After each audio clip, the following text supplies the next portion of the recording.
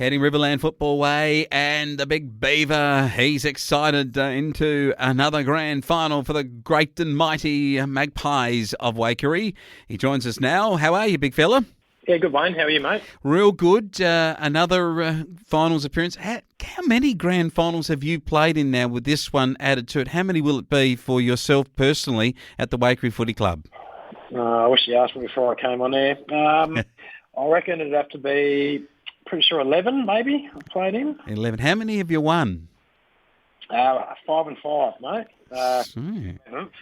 So, yeah, hopefully make the ledger 6 and 5. Yeah, okay, that's a good statistic to get on the positive side of the ledger, because when you came out to play last week, you certainly did come out to play, and it was a magnificent performance by the Wakery side. Way too good in the end for Loxton. Yeah, no, look, it was a good win in the end, and it was pretty tight in that first quarter. A lot of ball ups and, very congested football, and then, going in at quarter time, 1 goal 2 to 1 goal 1, pretty close game. But then that second quarter, that's when we really turned it on.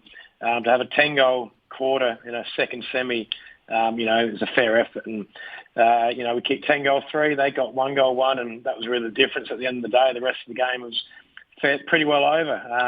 They sort of matched us a bit in that third quarter. We both kicked 2 goals. And then the fourth quarter, we kicked 3 to their 0. But look, it was probably that second quarter that really set it up for us. And Ryan Shaw in that particular quarter was absolutely brilliant for us. He got third best, but had an awesome second quarter. Matt Spenceley, 5 goals and named best on the ground for us. He's been fantastic since coming back from Mildura. Jared B's having a great year.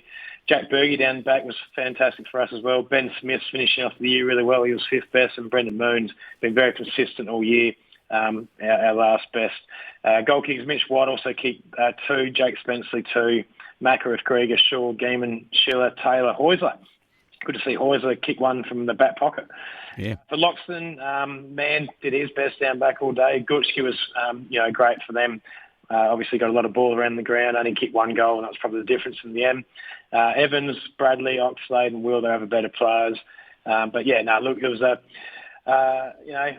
pretty easy win in the end, and we're into I think it's our 7th straight grand final one. Oh, it's a sensational effort, the Beaver from the Wakery club. Renmark were not going to have their season go out on a sad note. They beat Berry 18-16, 124 to 7-11, 53, and the Rovers are still romping around and ready to take on the next one in line.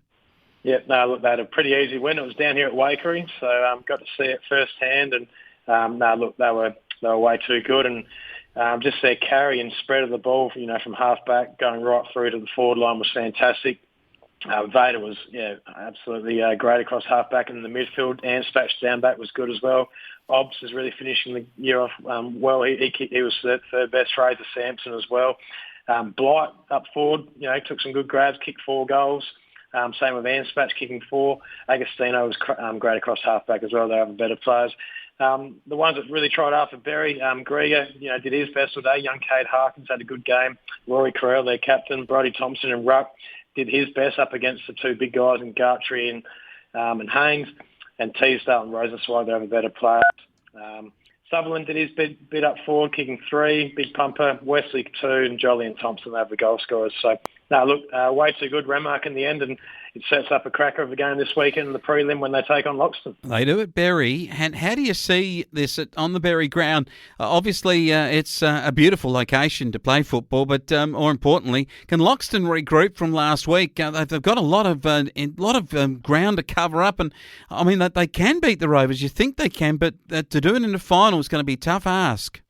Oh, it will be a tough ask, and I guess it's even tougher when your key ruckman, who's been rucking all year, unfortunately has to be in his brother's wedding this weekend. Oh. So Craig Fisher is an omission for the weekend. He's their big ruckman. So Ryan Smith will take over from him and have to carry the workload in the midfield. They do get Dylan Millard back, previous Willis medalist and their coach. So he's a huge in for him. They'll be looking to guys like Raph Little to kick goals, Pont, Jesse Will, Lockie Evans if you can go down forward, Gutschke obviously in the middle. But look, when you go through Renmark's side, they've got a very good balanced side all over. Blight up forward, Charlton, Austin doing their bit. Obbs obviously finished in the year well. Matty Wolfer on the ring and Garrett have been good. Stockman down back's been good. Anspatch has been playing down back most of the time. It kicked 4 on the weekend when he went forward. And Agostino and Sampson as well. So, great side. I think Renmark will have too much in the ruck. I think between Gartry and Haynes, they'll probably get over Smith all day. That means they'll be feeding blokes like Vader in the midfield, to give them first choice and to go forward with. So big day for Loxton down back to stop Austin, Blight and Charlton kicking goals, Lellman as well, Obst. But look, I think going on what I've seen, I think Renmark should win, and I think they'll be a bit dirty that they didn't get the chance to play in that second semi against last week because of COVID. So I think they'll make up for it this weekend and have a win. All right. Having a win, it's over to the Independent. Who has a win in the big grand final? It's going to be a great day, and it's going to be down at Brownswell, so that's going to be a big opportunity for the locals to get out there. Haven't had a lot to be celebrating this year, but the Brownswell crowd will host everybody at Peruna, and it's going to be Sedan Cambrai taking on the Ramco Roosters. Yep, it's going to be a big game, and look, I got it wrong last week, Wayne. I tipped the Bulldogs. I thought the Bulldogs might upset them, but Ramco did. I did tip Ramco in the end, but the margin what surprised me the most, Ramco getting up by nearly 10 goals. So that's a huge win by Ramco and, gave them a lot of, confidence going into this weekend. Obviously, Sedan beat them last time and beat them quite comfortably. So it's going to be an interesting game. Could go either way. Neutral home ground, so no one's playing at home. So I'm going to stick with Ramco. I think they've been the better team all year. Finished top, beaten all the sides during the year, and I just hope for their boys that they can put it together on the day and knock Sedan Cambrai off. Oh, big decision to go for the side that lost in the second semi-final. On that occasion, it was 13-10-88 to the Magpies over to Ramco 6-9-45. Kane kicked 3 and Voigt and Hutchins and Loeffler all booted 2. And Walkley's been a revelation for the black and white. Redden and Loeffler were the better players that day. So Whitbourne with a couple led the way that day for Ramco, and Burkett and Don Conley were the good players. But I'm going to go with Sedan Cambrai, Big Beaver. Yep. Now, look, Wayne, it's good to disagree because we'll stir each other up next week when I'm right. Very nicely put. We'll wait and see. But it's going to be a terrific weekend. Preliminary final action at Berry and grand final action at Peruna. So we're looking forward to the results coming through in Riverland and Riverland Independent. The Big Beaver from Wakery and from the BVMS Accountants. Looking forward to your commentary on it next week. Good on you, Wayne. Thank you.